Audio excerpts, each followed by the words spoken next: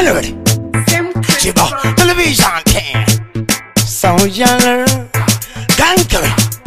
Now what let them. Now the mame panongo fufuta. Kangaveka mamba kawambotita. Pakoja ibe usanguruta. Nekoti tenda usangunyuta. Pangbacho panudagu wona chiwona chisota. Engesha kaipa shese iwe uchiteta. Wakuda kuita shisa wairota uchiro ramarata. Koskera wakawata. Asmanje pangpacheta timari wakusia. Posingazi apadiwe kia kia. Bauze pafeya kuti mari. Vandu udetuwa dikia sakatati. Bauze kuti musali chire, musali vire. Dinongo namate kuna mwari wangu. Kuti wapindire, musali mise, musali pise. Nekuti mwari wanopala nutora ndiwo wanununira.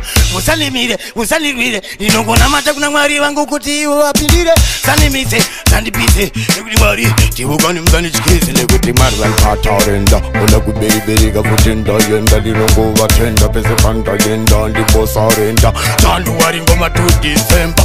Nekuti zalebuwa zilosiana. Mari baba kane losiana. Osekira nera mangwana. Tichisotana. Sakanda wa uzanikati. Musali chikire, musali vire. Dinongo namate kuna mwari wangu. Kuti wapindire. Sali mise, sali pise. Nekuti mwari wanopava nutora. Ndiwa kuti wanosiva.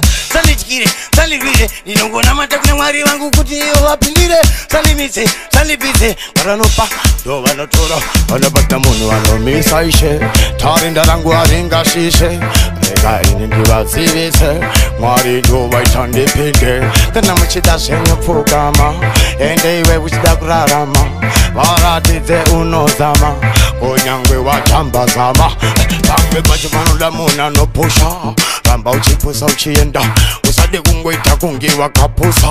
Pangwe wachipasa wachitenda. Kaka chingoti. Musali chikire, musali vire. Dinongo namate kuna mwari wangu. Kuti wapindire. Musali mise, musali pise. Nekuti mwari wanopala nutora ndiwo wanununira. Musali mire, musali vire. Dinongo namate kuna mwari wangu. Kuti wapindire.